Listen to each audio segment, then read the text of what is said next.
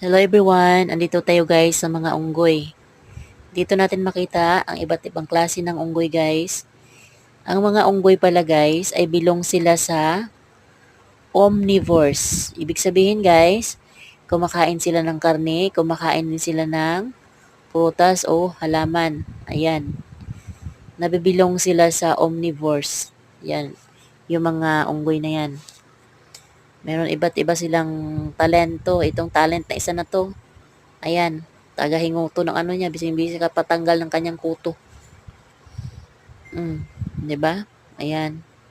Yan ang isang katangian ng unggoy, ang mahilig magtanggal ng mga kuto. Kaya kung sinong mga kutuhin diyan, mag-alaga kayo ng unggoy.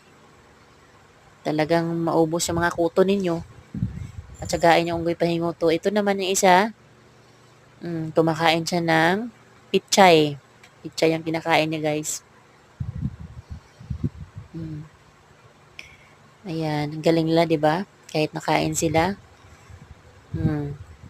Yan lang nakahawak, hindi sila mahuhulog.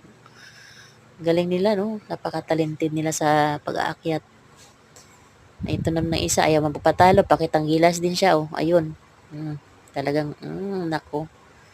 Siya talaga daw ang magaling. Ayun.